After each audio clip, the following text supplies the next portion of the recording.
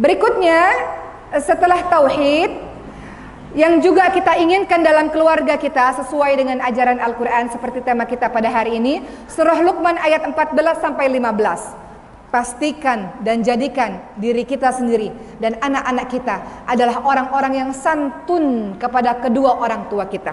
Wawasainal insana biwalidayhi hamalathu ummuhu wahnan 'ala wahnin wa fisaluhu fi 'amaini an ishkur li waliwalidayk. Kata Allah Subhanahu wa taala, dan kami perintahkan kepada manusia agar engkau berbuat baik kepada kedua orang tuamu. Ibumu telah mengandung dalam keadaan lemah bertambah-tambah dan menyapih dalam usia 2 tahun. Berterima kasihlah, bersyukurlah kepada Allah, dan bersyukurlah, berterima kasihlah kepada kedua orang tuamu. Ibu-ibu, bapak-bapak yang saya hormati, kita kadang-kadang bisa baik sekali sama orang-orang di luar sana. Sama orang-orang di luar sana kita bisa baik. Kenapa? Ya tentu saja sesekali kita bertemu dengan mereka, atau mungkin kita berbuat baik kepada dia. Kalau kita nggak berbuat baik, nanti mungkin kita bisa dipecat dalam pekerjaan. Kalau kita nggak berbuat baik, mungkin nanti dia nggak bisa kasih bantuan lagi sama kita. Gampang kita berbuat baik sama orang lain. Namun orang yang terbaik adalah yang memiliki akhlak yang paling baik bersama dengan anggota keluarganya. Salah satunya adalah orang tuanya. Siapakah sesungguhnya diri kita? Tanya pada orang-orang di rumah. Karena orang-orang di rumahlah yang paling tahu siapa diri kita sebenarnya. Kadang-kadang kita ini memiliki dua wajah, ibu dan bapak sekalian. Di luar baik, Masya Allah, santun, Masya Allah. Ketika berada dalam rumah, bisa saja berbeda. Betul nggak ibu-ibu sekalian? Di rumah, di luar rumah, Masya Allah, baiknya, ramahnya, santunnya, luar biasa. Namun ketika engkau berada dalam rumah, orang di rumahlah yang paling tahu siapa sesungguhnya dirimu. Bolehkah kita berkaca sekali-kali kita tanya pada diri kita sendiri, siapakah saya ini sesungguhnya? Kenapa sikap saya ini bisa berbeda sekali? Di luar berbeda, dalam rumah berbeda. Orang-orang yang sesungguhnya orang-orang yang baik, siapa sih orang baik itu? Kata Rasulullah, yang terbaik adalah mereka yang terbaik pada keluarganya. Engkau marah-marah pada keluargamu, mereka tetap keluar. Engkau marah-marah pada ibumu, dia tetap ibumu, dia tidak akan memecatmu menjadi anak. Engkau marah-marah pada pasanganmu, dia tetap istri atau tetap suamimu, nggak akan memecat kita menjadi yang lain-lain gitu ya. Tapi kalau kita nggak baik pada atasan, kita dipecat. Makanya kita berbuat baik pada mereka. Padahal seharusnya yang paling utama yang kita berbuat baik adalah orang yang berada dalam rumah, khususnya orang tuamu. Orang tuamu yang mengajarkanmu berbicara. Lalu sekarang ketika kita sudah pandai, sudah berilmu, sudah mendapatkan gelar yang banyak, mendapatkan jabatan yang bagus, lalu lisan itu untuk menyakitinya, sampai hatikah kita teman-teman sekalian berkata ketus untuknya? Ada seorang anak yang pusing dengan masalah rumah tangganya, pusing dengan masalah ekonominya. Kemudian dia berkata ketus dan marah-marah kepada ibunya. Ibunya nggak ada salah apa-apa. Engkau pusing dalam urusan yang lain, kenapa engkau marahi ibumu yang sudah tua renta itu? Atau juga ada anak-anak yang terlalu sibuk, saking sibuknya nggak ada waktu untuk sekedar bertanya kabar tentang ibunya, bertanya kabar kepada ayahnya. Boro-boro nganterin ke rumah sakit, bertanya kabar aja nggak sempet, nelpon aja nggak sempet. Kadang-kadang orang tua kita menelpon kita, itu pun nggak sempet kita angkat misalnya teman-teman sekalian. Orang tua punya batas usia, nggak selamanya juga beliau bersama dengan kita. Tinggal sisa-sisa waktu ini bersama dengan mereka. Maka jadikanlah diri kita teman-teman sekalian, kalau kita mau jadi orang-orang, saya nasihat diri saya sendiri, jadi orang yang baik, dengan keluarga yang baik. Perhatikan bagaimana hubunganmu dengan keluargamu. Bisa jadi rumahmu berantakan, rumahmu panas, bertengkar terus menerus, karena bisa saja engkau pernah menyakiti hati orang tuamu, yang orang tuamu akhirnya terluka dan berdoa untukmu dengan doa yang akhirnya menyulitkan kehidupanmu. Pulang kembali ke rumah orang tuamu, minta maaf kepadanya, minta agar beliau mendoakanmu dalam setiap perbuatan-perbuatanmu, minta nasihat-nasihat darinya. Itu pun kalau orang tua kita masih ada. Banyak dosa kita ibu-ibu sekalian pada orang tua kita. Saya pun adalah manusia biasa yang banyak dosa dengan orang tua. Mumpung orang tua masih ada ibu-ibu sekalian, yang orang tuanya masih ada, minta kepada Allah pertolongan untuk kita betul-betul berbakti sepenuh hati kepadanya di sisa-sisa usianya. Nggak lama kok. Beliau itu nggak lama teman-teman semua. Jadi jangan sampai penyesalan itu ada pada diri kita dikarenakan kita nggak sungguh-sungguh berbuat baik kepadanya. Jangan kau sakiti hati orang tuamu. Orang tuamu itu semakin tua semakin sensitif, semakin tua semakin cepat tersinggung, betul nggak? Semakin tua semakin kembali seperti anak-anak. Orang tua kita yang sakit, kau memerlukan kesabaran tingkat tinggi dalam merawatnya. Kadang-kadang orang tua ini maunya apa sih? Disuapin nggak mau, minum obat nggak mau. Kadang-kadang kita manusia biasa kesel. Dulu juga kita pernah sakit, orang tua merawat kita, orang tua mengharapkan kesembuhan kita. Kadang-kadang sebagian anak di luar sana, orang tuanya sakit mengharapkan kematian orang tuanya, karena lelah dalam mengurus orang tuanya. Ada yang begitu. Maka kita nggak mau jadi anak begitu, ya Allah. Mau jadi anak yang soleh, anak yang taat, anak yang membuat orang tua menangis karena bangga kepada kita, bukan membuat orang tua menangis karena kedurhakaan kita kepadanya. Sudah cukuplah yang kemarin-kemarin kita membuat hatinya terluka. Ada juga anak-anak yang sudah punya keluarga, punya pasangan, punya anak-anak, lupa pada ibunya. Sibuk dengan keluarganya, lupa bertanya kabar ibunya, lupa bertanya bagaimana keadaan kesehatan ibunya. Mudah-mudahan kita tidak menjadi orang-orang yang seperti itu, teman-teman sekalian, ya. Jadi kalau mau menjadi keluarga sesuai dengan Quran, jaga hubunganmu dengan orang tuamu, kepada ayah ibumu. Orang tua yang telah tiada, kau masih bisa berbakti dengannya dengan cara beristighfar untuknya, mendoakannya, jalankan wasiatnya, sedekah atas namanya. Engkau jalin hubungan tali silaturahmi dengan orang-orang yang dia cintai. Engkau berziarah kubur, engkau mendoakannya, sekaligus engkau mengingat mati bahwa engkau pun akan menyusul mereka. Itu cara-cara kita untuk berbakti kepadanya. Berikutnya teman-teman sekalian, dalam surah Luqman ayat 16, wahai anakku, kata Luqmanul Hakim, sungguh jika ada sebuah perbuatan seberat biji sawi dan berada dalam batu atau langit atau bumi, niscaya Allah akan memberikan balasan. Sesungguhnya Allah maha luas lagi maha teliti.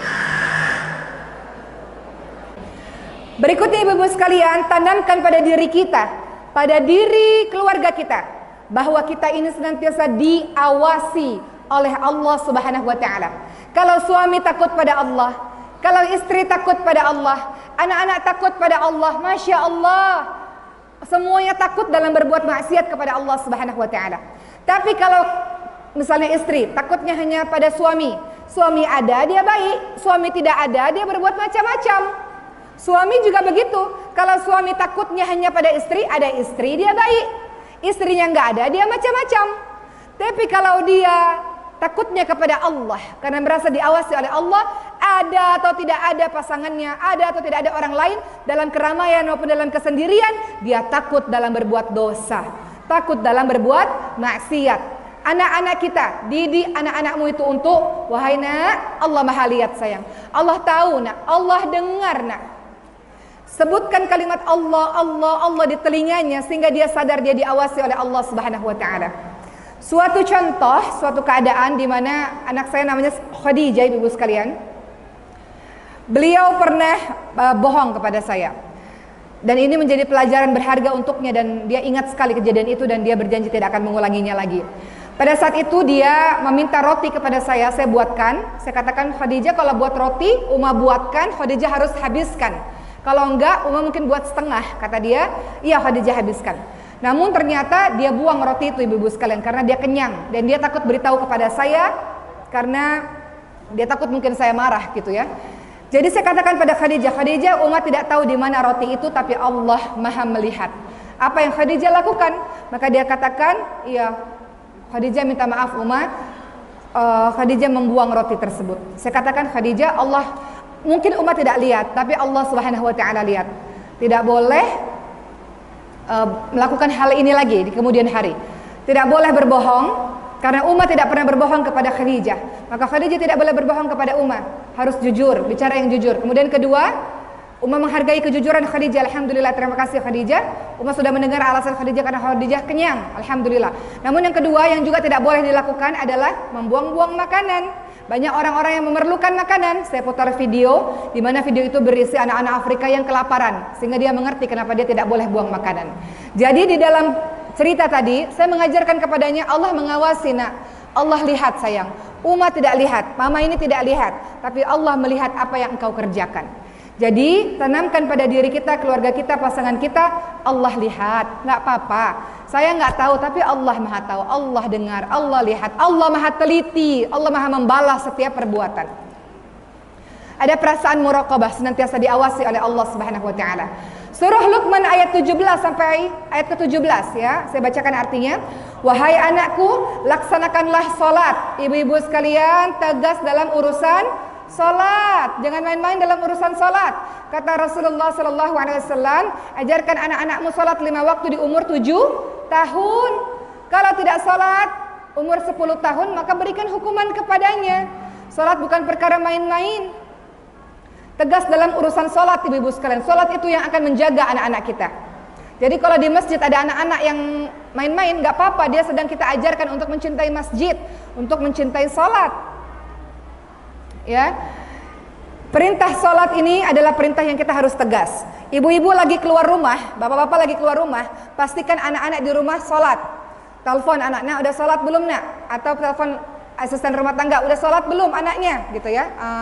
Anak saya udah sholat belum? Kabarkan kepada saya. 5 waktu ibu-ibu harus perhatikan sholatnya anak-anak ibu. Saya pergi safari dakwah ibu-ibu sekalian, 5 waktu harus mbak di rumah mengirimkan foto dan video ketika anak-anak sholat, sebagai bukti anak-anak itu sudah sholat. Anak saya umurnya 5 tahun, 7 tahun dan 8 tahun, sudah harus sholat semuanya. Jadi ibu-ibu dan ayah-ayah memastikan pasangannya, anak-anaknya udah sholat belum, harus begitu tuh tiap hari di rumah. Ibu-ibu melakukan itu kan setiap hari di rumah, harus. Bahkan ketika ibu-ibu pergi ya keluar kota ke kemana kah, pastikan di rumah itu sudah sholat belum. Dan doa dalam surah Ibrahim ayat 40, doanya Rabbi ja'alni muqimas salati wa min dzurriyyati rabbana wa taqabbal du'a. Ya Tuhanku, jadikanlah aku dan anak cucuku orang-orang yang tetap mendirikan salat. Salat itu pembeda antara orang beriman dan orang tak beriman. Tidak boleh di rumah. Umur 7 tahun itu 5 waktu. Artinya sebelum umur 7 tahun sudah diajarkan salat. Walaupun mungkin baru gerakan. Anak saya paling kecil Sulaiman umurnya 2 tahun. Dia salat dengan gerakannya, walaupun belum dengan bacaan. Ajarkan anak-anak untuk salat. Berikutnya masih dalam surah Luqman ayat ke-17. Perintahkan kita semua anggota keluarga untuk amar ma'ruf nahi mungkar. Peka. Ketika ada orang-orang, ajak orang-orang untuk berbuat baik. Ketika ada kemungkaran, halang orang-orang untuk berbuat kemungkaran. Kita ini bukan mau masuk surga sendirian. Umat Islam ini dikategorikan disebut umat terbaik karena engkau peduli dengan saudaramu. Kita ini disebut umat terbaik karena engkau cinta pada saudaramu. Engkau kasihan kalau lihat saudaramu itu masih jauh daripada Allah Subhanahu wa taala. Makanya kewajiban dakwah, kewajiban kita semua. Kita ini dai dan daiyahnya Allah, apapun profesi kita, amar ma'ruf nahi mungkar, mengajak orang pada kebaikan. Tidak bisa kita katakan ya dia dosa-dosa dia, yang penting saya baik. Enggak begitu. Kita ini kuntum khairu ummah ukhrijat linnas ta'muruna bil ma'ruf wa tanhauna 'anil munkar. Kamu sekalian adalah umat terbaik yang dilahirkan untuk manusia, punya tugas mengajak orang lain pada kebaikan semampumu, mencegah orang lain pada kemungkaran. Berikutnya yang diterapkan pada keluarga kita, sifat sabar. Dalam Quran dikatakan dan sabarlah terhadap apa yang menimpamu, wasbir 'ala ma asabak. Jadi sabar ada 3. Ibu-ibu sekarang sabar dalam menjalankan ketaatan, sabar dalam menjalankan ketaatan, sabar dalam menjauhi kemaksiatan, sabar dalam menghadapi ujian-ujian Allah. Sabar. Karena ujian Allah tidak pernah berhenti. Sudah selesai satu, datang lagi yang satu. Belum selesai satu, datang lagi. Selalu begitu. Jadi kunci sukses dalam kehidupan sabar. Karena nanti di hari akhir, di pintu-pintu surga, malaikat akan menyambut dengan kalimat salamun alaikum bima sabartum. Salam sejahtera untuk orang-orang yang sabar. Nih, silakan masuk ke surga. Engkau di dunia sudah sabar dalam menghadapi ujian-ujian Allah. Engkau sabar dalam keistiqomahan jadi orang-orang baik, sabar ketika qiyamul lail, sabar dalam membaca Quran, sabar dengar ceramah walaupun agak panas, ya. Kata para malaikat, masuk untuk orang-orang yang sabar. Dan terakhir adalah perkara akhlak. Dalam surah Luqman ayat 18 sampai 19, janganlah kamu memalingkan wajahmu dari manusia karena sombong, dan janganlah kamu berjalan di muka bumi ini dengan angkuh. Sungguh Allah tidak menyukai orang-orang yang sombong lagi membanggakan diri. Jangan sombong, ibu-ibu sekalian. Kita ini membutuhkan manusia yang lainnya. Engkau tidak bisa hidup sendiri. Nanti kalau meninggal dunia, jenazahmu tidak bisa masuk sendiri ke dalam liang lahat. Betul? Apa yang kau sombongkan? Engkau memerlukan manusia lainnya. Engkau tidak bisa hidup seorang diri. Apa yang kau sombongkan? Kehebatanmu, kekayaanmu, jabatanmu, itu titipan Allah. Allah yang kasih, dan Allah bisa ambil sewaktu-waktu. Engkau merasa dirimu hebat, orang lain juga hebat dalam bidang yang lain. Jangan lagi ya Bu, kalau kita ngeliat orang, lihat atas, lihat bawah, itu siapa? Ya. Ada orang lihat atas ke bawah-bawah ke atas, nggak level misalnya. Ya, ada nggak begitu? Lihat atas ke bawah-bawah ke atas. Jangan kita sombong itu tidak hanya dari lisan, dari perbuatan, dari pandangan mata. Jangan sombong. Jadilah hamba-hamba Allah yang rendah hati, yang tawadhu. Orang-orang sombong dibenci oleh manusia, dibenci oleh penduduk langit. Apa yang kau sombongkan? Engkau ini pun nanti akhirnya jadi mayit juga kok. Betul ibu-ibu sekalian? Ya, setiap orang ada kelebihan, ada kekurangan. Engkau pun ada kelebihan, ada kekurangan. Orang lain pun juga begitu. Dengan sifat yang rendah hati, maka insya Allah kita akan dicintai oleh manusia-manusia yang